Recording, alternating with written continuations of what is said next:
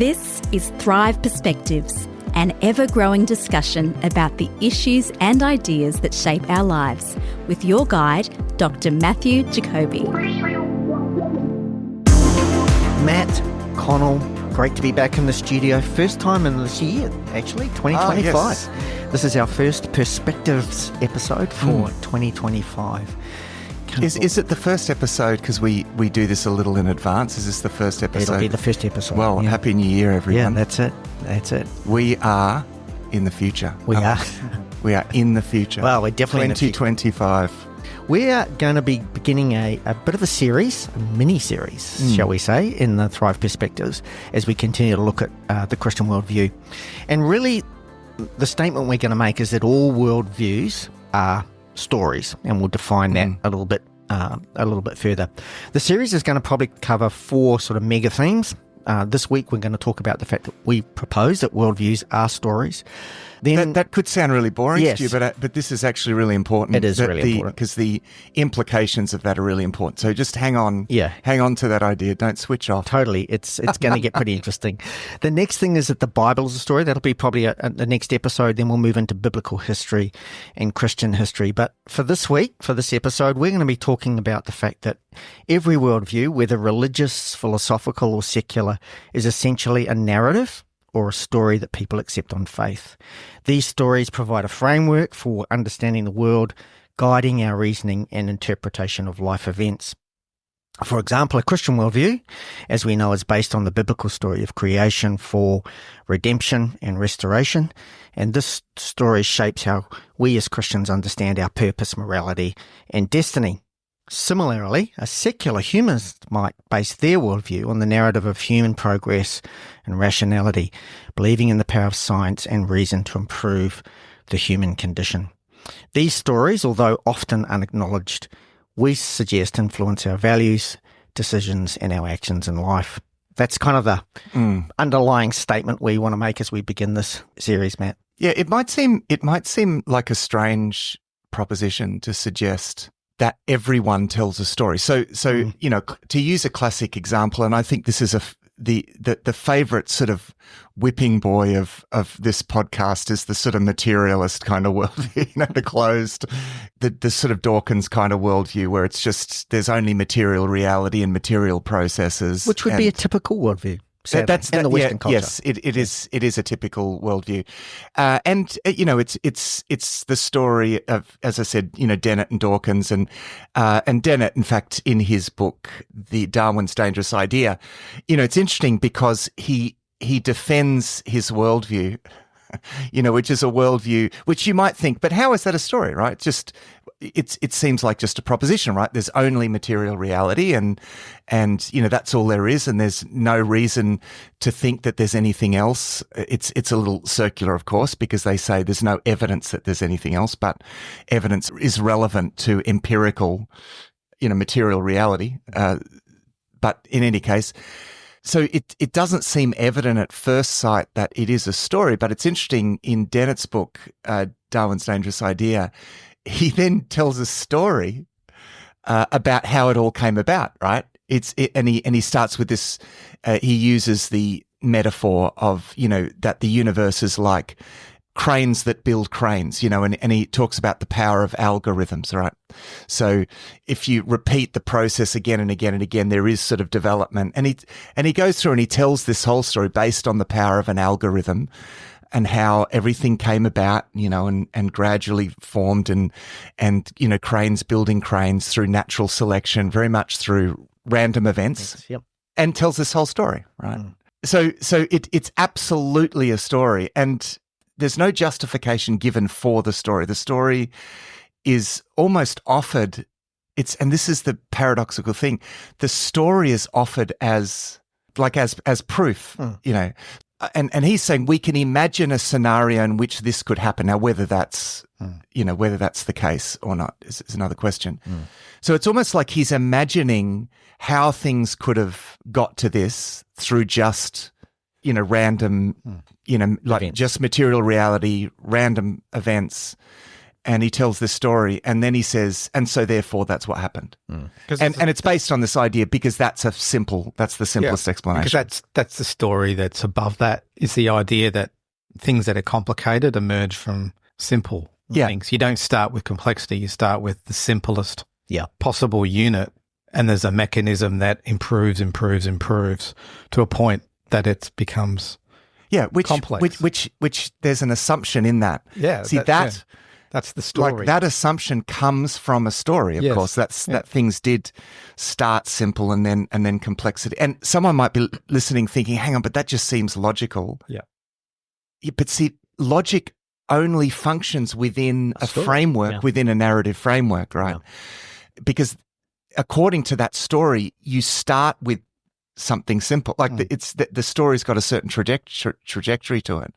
And it's based on this idea as well that it's not based, it's the assumption there, the idea that the simplest explanation is the best. This is I don't know if you've heard people say something like this, but they'll say things like, this seems to me to be the simplest and this is another thing I've heard again and again, and it's the most elegant explanation. Yes, yeah. I mean, that's interesting because it's almost like there's an aesthetic element to it. Yeah. It's the most elegant, right? It's simple, it's elegant.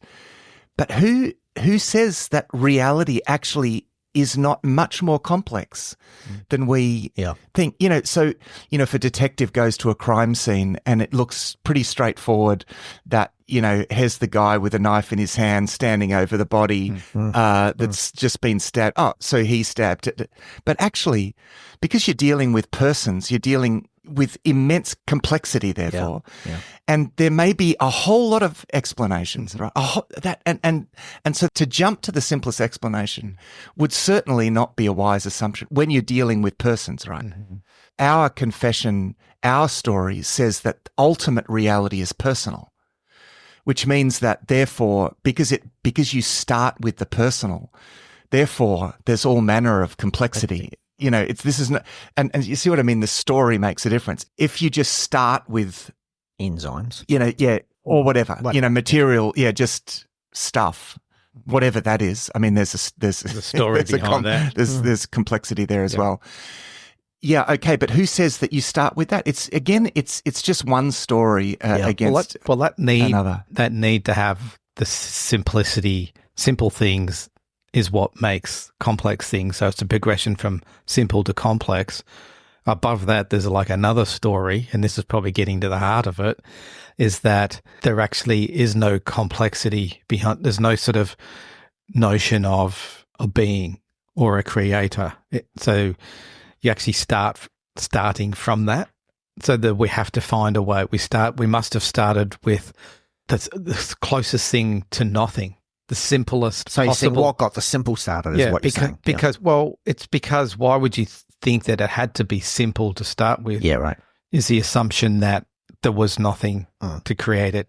There was no mind. There was no creator. Yeah, so there's an assumption. Yeah, but if you start with the idea that there was a God, it doesn't have to start with the simplest explanation, and it can start from supernatural and complex origins. It doesn't rule that out. But that's, I guess, if you trace the story all the way back up the top, that's the story you're trying to tell. There is no God, so we have to have the simplest possible explanation, have whatever is the smallest unit of anything in the universe. Yeah. Somehow that came into existence, and somehow that created the complexity that we see now.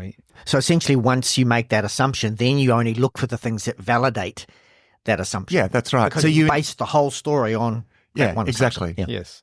So you see, there's this judgment that people make about stories, and they say this is, this story seems to make the most sense, but why is that and so this is going to come down, and this is where we'll get to. How do we then assess the difference between stories? How do you know if a story actually is true? And the fact that it makes most sense to us, that's a really poor way of judging the truth of a story, right? Because reality, why does reality have to submit to what makes sense to us? Yeah. And if we look at the analogy of the man with the knife, it would make sense that guy stabbed that guy. Yeah, exactly. On what you see. And the thing is, we've been through this. I mean, the Newtonian universe made a whole lot of sense. Like it really worked. It sort of didn't, right? And then when they got to the quantum level, they found a whole lot of stuff that really didn't make sense, and to be honest, still doesn't make a lot of sense. Yeah. I've mentioned the history of science it's a history of science in the 20th century, and it's called From Certainty to Uncertainty. And I think that the title is telling, because we've got to they've got to a point where there's so many aspects of reality that we are confronted that just does not make sense. Now, people would say, yes, but it will make, maybe it'll make sense at some point. But there are a lot of people who say that, no, we've hit the fundamental limits of our understanding. So as a criteria for the truth of a story making sense to us, it being simple, it being elegant. And the interesting thing is that people will choose a story based on it being simple and elegant, right? But they then find that it's actually impossible to live their lives according to it. I mean, this is one of the paradoxes. So a lot of people that perhaps accept the story, the materialist story, simplest explanation is the best. It's a reductionist story. Everything reduces down to material processes. Then they have to do the same with human behavior, the moral instinct, all of this other stuff, and yet no one can really live because we're so instinctually averse to that story. Like at a not instinctual is the wrong word. At an intuitive, yeah, that's the best the word. At an intuitive level, we can't throw off ideas of ultimate sense of right and wrong and justice and injustice and so people then borrow language from within the Christian story that only makes sense within the Christian story. Yep. The primacy of love and grace and all of these concepts that are completely belong in our story. So people will still dip into that because life actually works better when you do it this way, live in this story, and yet intellectually they'll spruik this other story that just because it's simpler. And it doesn't really fit. What you then hear people trying to do is to then try to convert those things that don't fit into their story. Yeah. So yeah, not to sort of diss on, say, evolutionary thinking, but for example, we can take notions of love and say, well, we can create another story that says, well, the ability to love, that intuition that we feel, that value that we place on someone else is just part of the evolutionary process. Yeah. But it's the selfish gene, essentially. So you say, well, where's the evidence for that? Well, once you get to that, the evidence becomes very, very tenuous. It is really just speculation, or even the fact of whether, like the fact that people have a spiritual sense.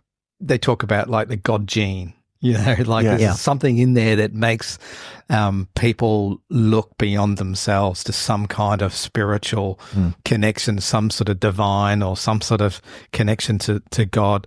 And it's like, well, why is that? So I have to figure that out and from an evolutionary perspective. And you could say, well, the explanation for that is, by the way, if I can throw this term in, because it's a classic, it's been put down to, and I think it was Richard Dawkins that used this term.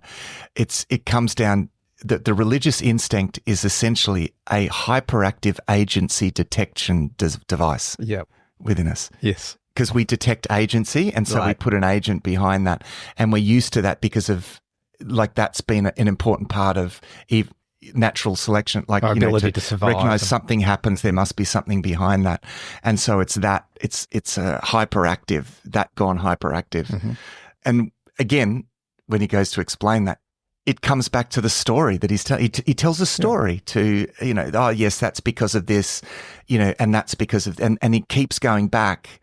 And what you end up is this long story that goes back to his notion of And you then start origins. to go, well, I ground my beliefs and my story in science and evidence. But None of these things are grounded. No, see, it's not. I mean, the evidence, but see, the evidence is read according to the story. That's the thing. That's where this idea, oh no, I just read the evidence. No one just reads the evidence. We always read the evidence in accordance with the story that we're telling. So the story is the thing that provides the framework within which we interpret the evidence. There's no such thing as bare data. You think of all of the data that we could potentially take in, and even in this room at this moment, right, with these microphones and this desk and this, I must say, beautifully set up room here, Stu, right? There's so much data in this room. It's the same with attending to evidence. It's like what's going to count as evidence? What do we focus on? I mean, invariably, you're not just dealing with bare data. It's always data interpreted in a certain way. We're always interpreting that, the sort of onslaught of sensory data that we receive, we interpret in a certain way, right? That's a microphone. That's a picture. That's a wall. That's a heater. We're never just dealing with bare data. You're sampling. Yeah. Even like you say, well, it's like people who quote statistics. Your statistics say X, Y, Z, which supports my position. And they're valid statistics. But are those the right statistics to have even been using? And those statistics are based on a sample. And is the sample small enough, large enough, taken across the right cross? There's so much interpretation. You can't ever...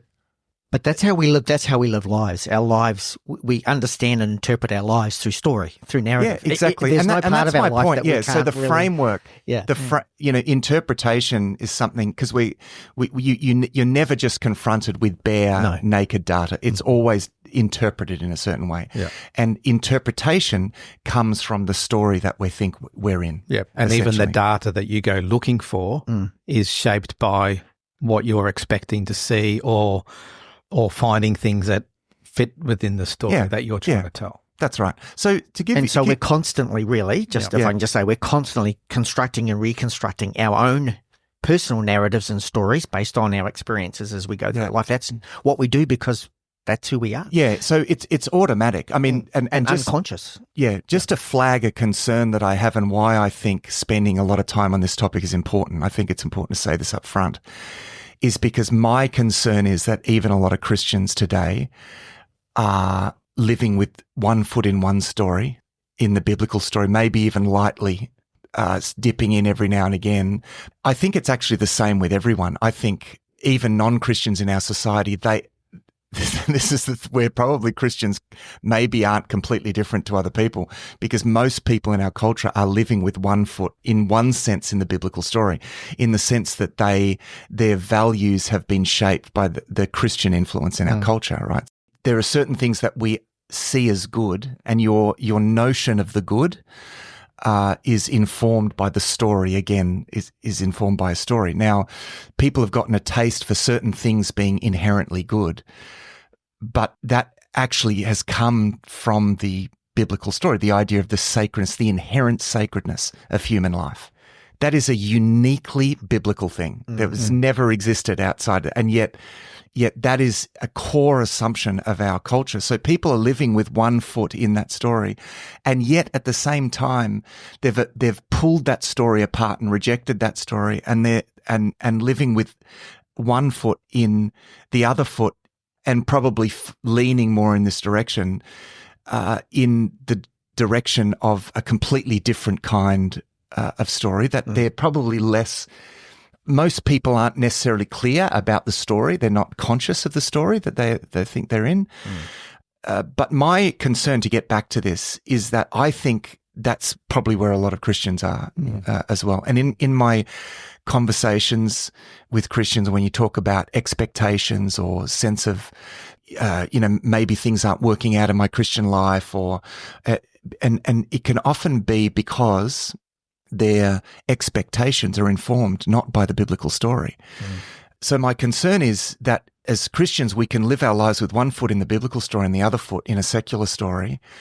And we actually need to we need to learn to fully inhabit our story and recognize the secular story and the difference between them. And that, I think, is probably, this is why And this is why we're going to talk to the Bible as a story and why this matters so much. It's easy to understand why, because I think we all start off in one story and we're all making a journey across to another story. Even if you're brought up in a Christian family and exposed to it from an early age, there's a lot of things that are intuitive, like the sacredness of life and love and the value of people and that sort of thing. So it's an intuitive thing, but then all around us, there's the physical world that we see. It's quite tangible. Is that why we kind of see things from a materialistic point of view? Because the tangible stuff that we kind of see with our eyes and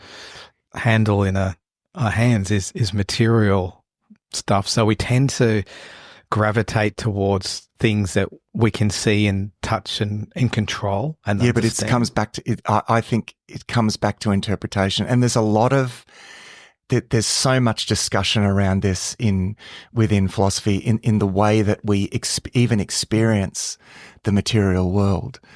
To experience it as just material, the word just is a completely recent invention, because for so long human beings experienced a world in which everything had this fourth dimension to it in some sense. And we've actually had to work really hard to get rid of that, because it's so, it's very intuitive for us.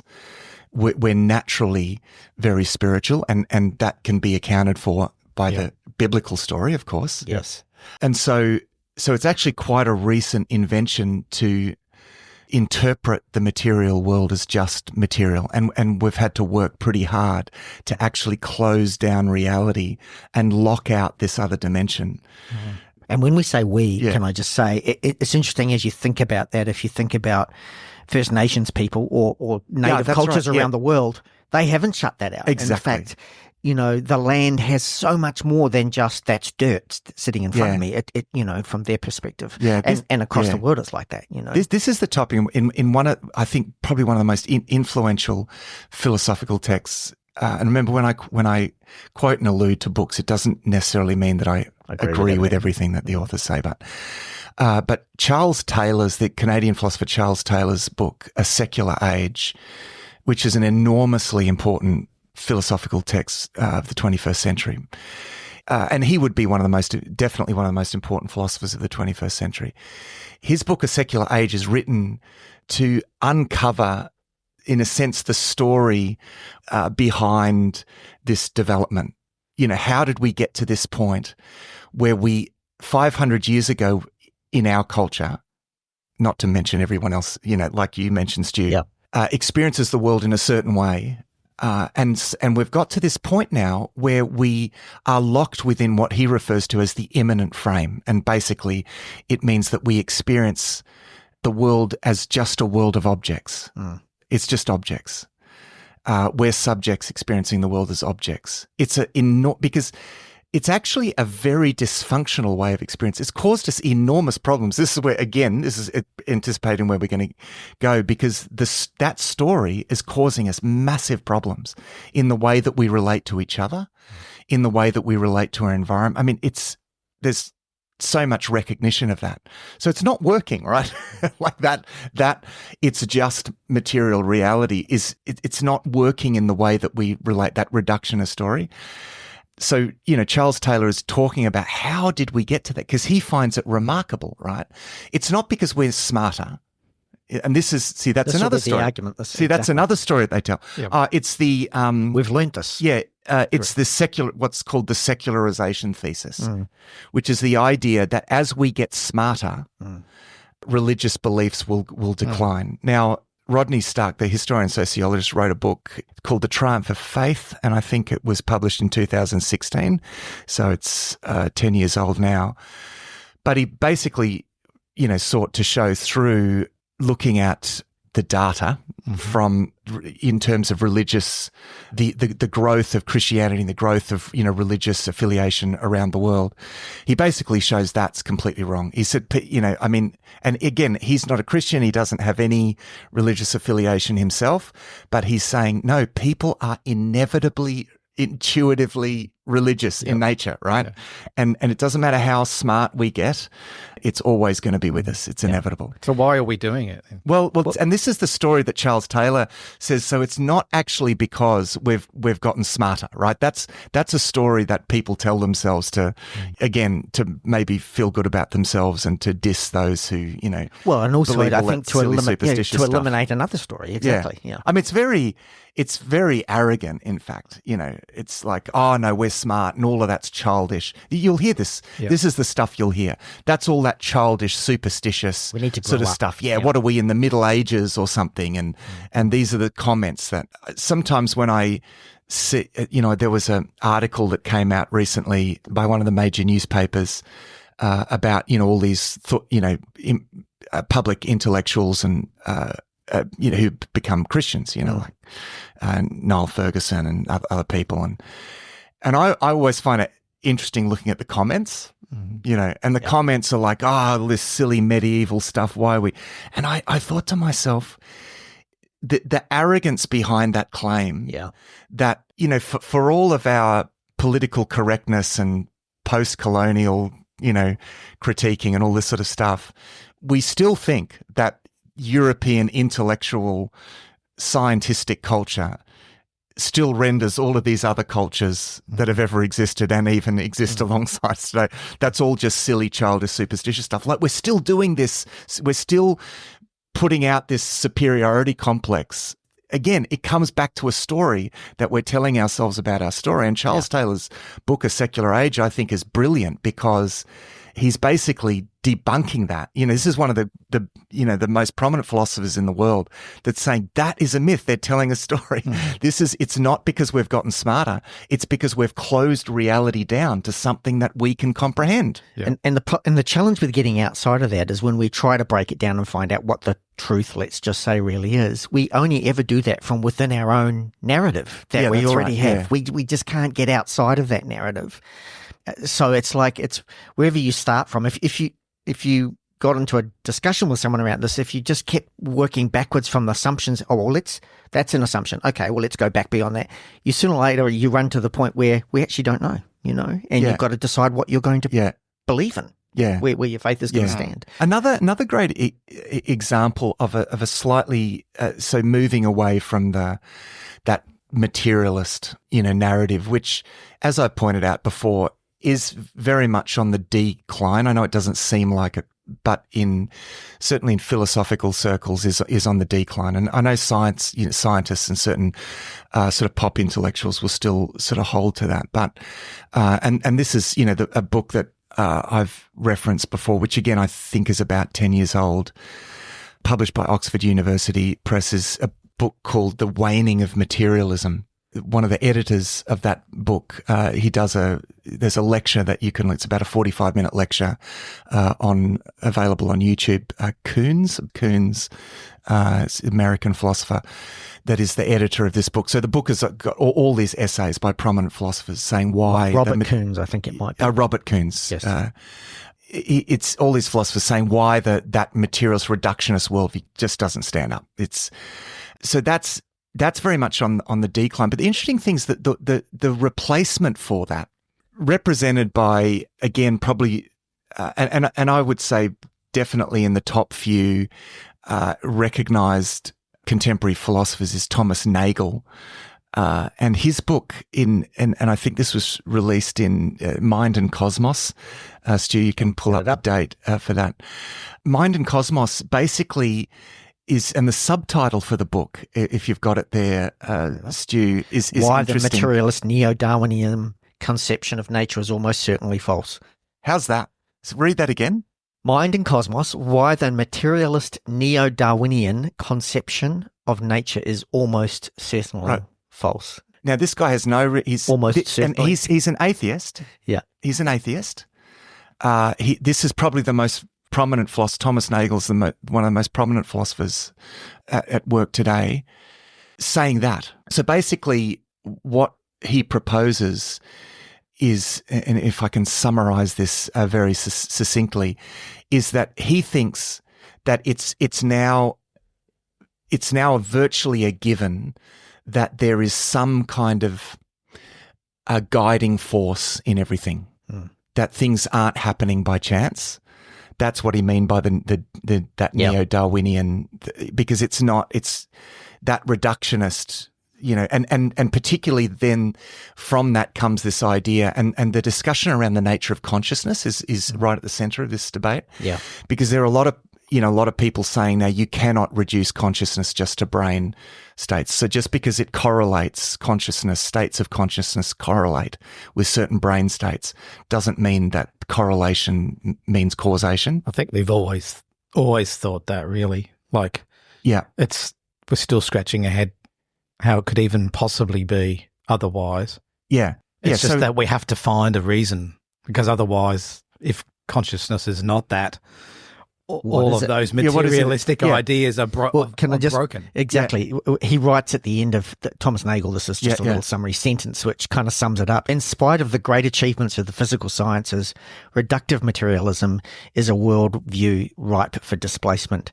Nagel shows that to recognize its limits is the first step in looking for alternatives. Yeah. Or at least in being open to their possibility. Yeah. So the alternative that he suggests is consciousness is actually fundamental, not because again, in the quantum age, what even is matter? I mean, matter is this word that we used for physical stuff, but it's like, we've discovered Freeman, it's way more. Yeah. The physicist, Christian physicist, actually, Freeman Dyson points out that it behaves at the most basic level. Matter, which is essentially condensed energy, behaves more like bits of information than it does like anything else.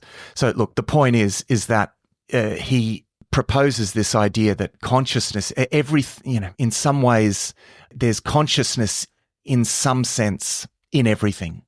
And so it's something very, very similar. It's been referred to as a kind of neo-Aristotelianism, because the Greeks had this idea of the logos, this kind of principle of mind in all things in some sense. And they saw that as God in a sense. And of course, famously John in his gospel says, in the beginning was the logos, right? The word, the Greek word behind word is the word logos. So it's much richer than merely the idea.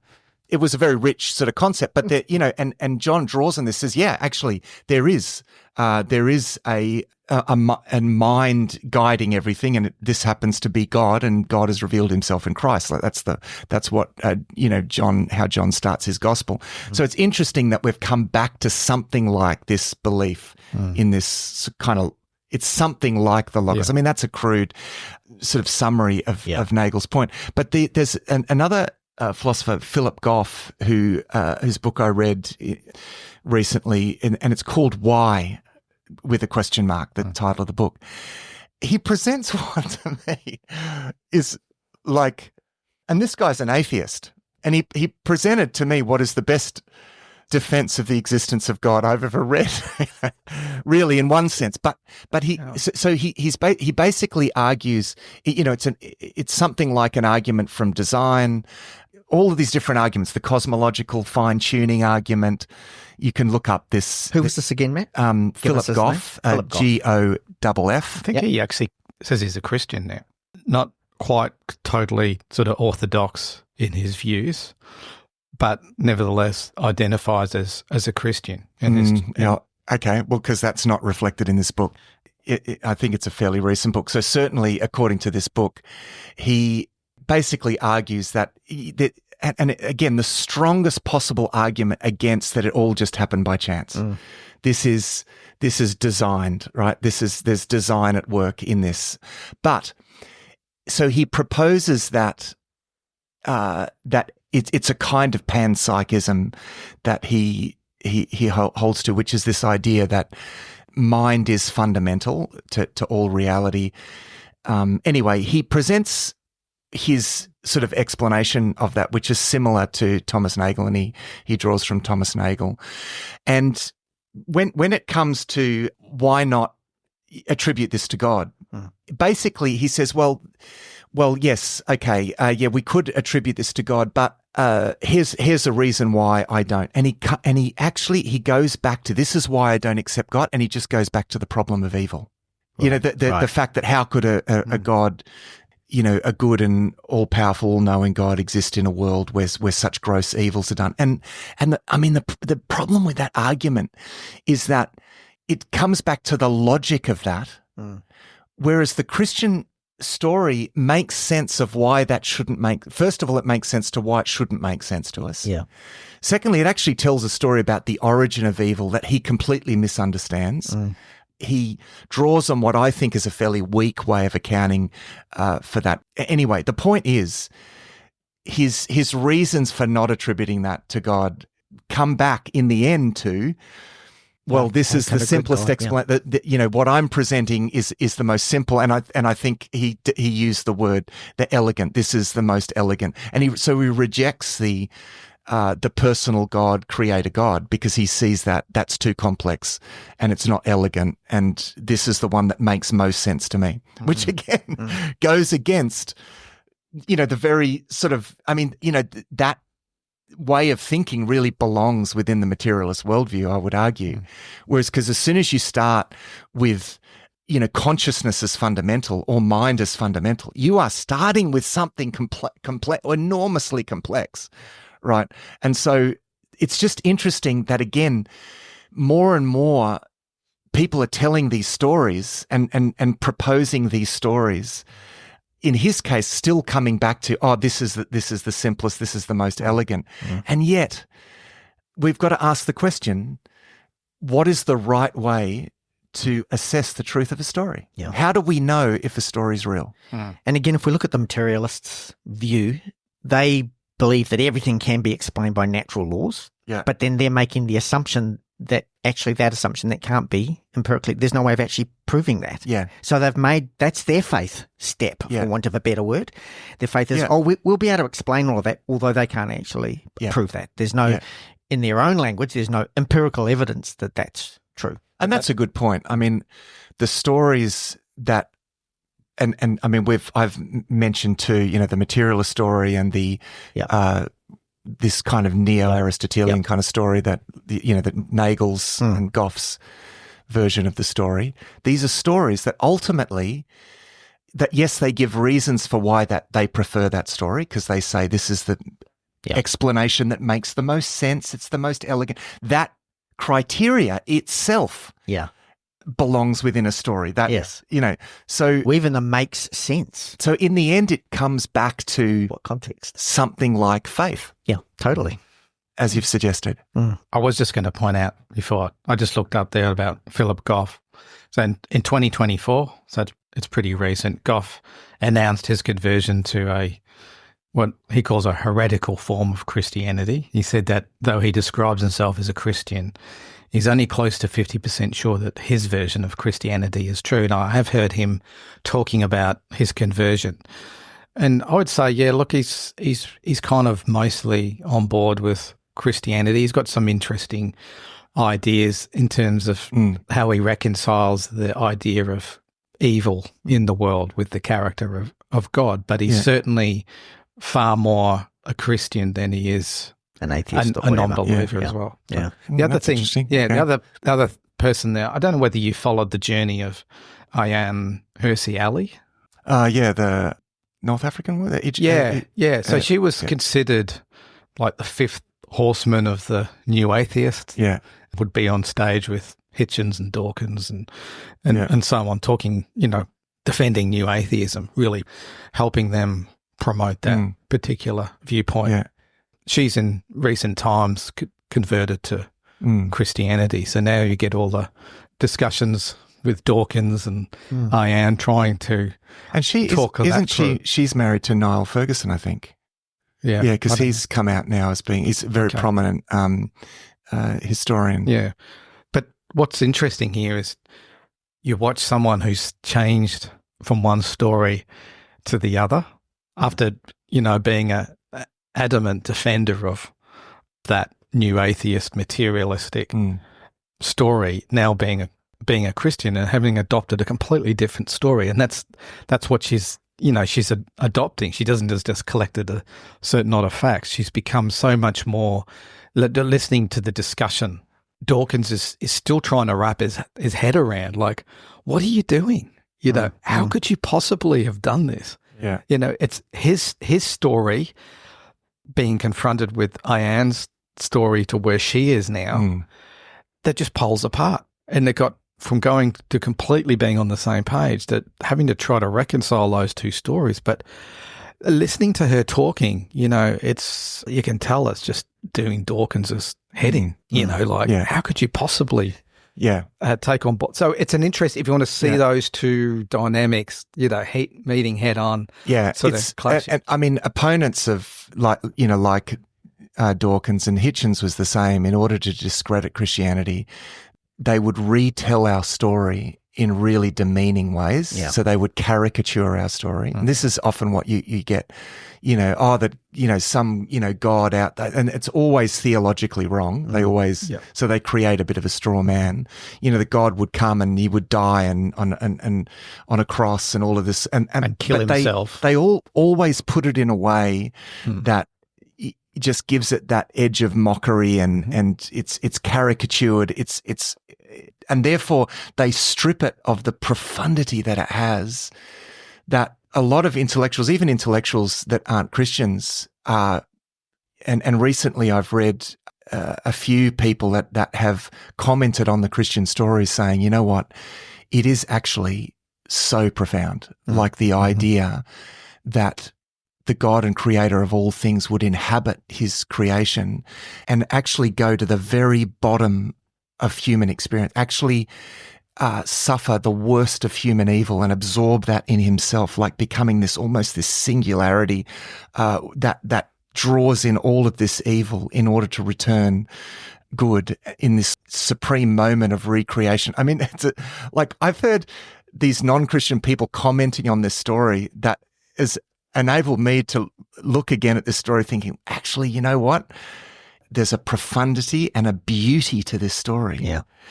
You know, the carnage of this, you know, of the story is almost part of the profundity of it, you know. So there's actually something amazing about our story, and we need to, and this is where we'll get into the next episode. In the next episode, coming back to our story and standing by our story as a story, lest we think that, we're the ones telling some story and everyone else has just got the facts. Yes. I think what we've looked, you know, I mean, that certainly since the 60s in philosophy has been completely debunked. I mean, but we need to know our story, Matt, which is where we need to know as Christians, we need to know our story. I think, you know, your comment before about perhaps many Christians having a foot in each camp is because we actually don't really know and understand our story well enough. You know? Yeah. And I think let's get to the question of how we authenticate a story. And as I've said before, you know, people tend to stand back, look at a story, and then assess it in terms of, does this make sense? Is it simple? Is it elegant? You know, I've said, I just think these are the wrong way to assess a story. I think the only real way that we can know the truth of a story is by inhabiting that story. What I would refer to as an existential authentication. It's actually, you need to move with that story, right? I mean, let's say I wanted to believe that our society, something about Australian society, and let's say I come up with some wild conspiracy theory about, you know, I don't know, that just clashes with the reality of the way things are. And then I go out and I try and live my life by that story, right?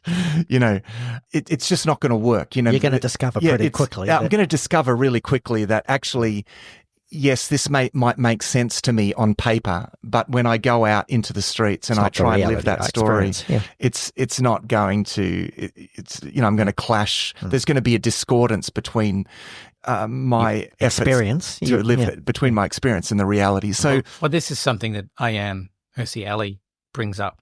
You know, even as a big defender of new atheism, she says she feels that she always felt that sort of disconnect. Yeah, and it was only, probably didn't use quite these words, but basically what she was saying is there was this complete closed-mindedness to accept anything that kind of challenged the kind of the story that she was in. Yeah. But that's always rubbing away in the background, and you're always pushing that out and trying to hang on to your story, even though there's a disconnect and it doesn't explain things. And for her, she certainly felt that constantly rubbing in the background and having to kind of push that away. Before you wrap up, Matt, because we probably need to do that soon, I just want to pick up on that because I was going to say something along those lines a little earlier too, Connor. I think that's a really great point. Often we make up our minds and then we only go after arguing what supports our already existing story. And we discount anything. We're actually not looking for, let's just use this word, the truth.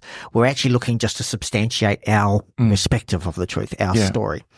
And then I think there's another element that comes into it for even those who are, let's say, genuinely, no, I actually really want to know. It's no point me just validating my own story if it's actually not the truth. I need to find the truth. The people who really do think about this stuff and get into this stuff.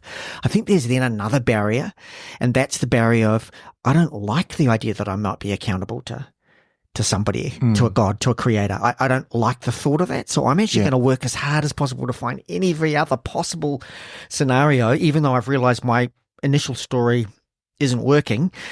I don't like what that might mean for me because they have a misconception of what Christianity is actually about. Yeah. And so then they go looking at everything else because they just don't want to. And well, it's interesting you say that because, and I think I've referred to this before in a previous episode when I mentioned Thomas Nagel. He actually says towards the end of his book, he said we could attribute this creative force, this design to God, but he said, I just don't like that explanation. He said, I'm going to be honest as a philosopher and say that the only reason that I have for rejecting that is because I just don't like it. I mean, and I think there's a level of honesty to that because he doesn't see any reason, hard, fast reason why he rejects that. He just finds his explanation more tasteful, essentially. I think it's not even just being accountable to God. I don't think we're comfortable with believing things that we can't totally understand or grasp or control to, like, you sort of, there's a sense. I think we fool ourselves if we think we can totally grasp or understand or control any other worldview either. In reality, there's an equal level of faith, for want of a better word, in, as we've just discussed, in all these other stories and all these other narratives. There's a whole lot of assumptions that have to be made. It's just you're choosing not to make the assumption that someone created you, and therefore there's some level of accountability. That kind of the thing of recognizing a worldview that's based on faith is being okay with the fact that I can't grasp, control, understand, rationalize every aspect of it. It's moving from trying to do that to actually being okay to leave things at that. So instantly your world becomes a lot bigger. Yeah. Because we can take things and ideas and live a life without having to restrain and reduce everything down to what fits inside my head. I think in summary, the real takeaway point, first of all, is that as Christians, we just need to recognize in our conversations, particularly with people who don't believe, we can easily buy into the perspective like they've got the facts and we're just telling some wild sort of story.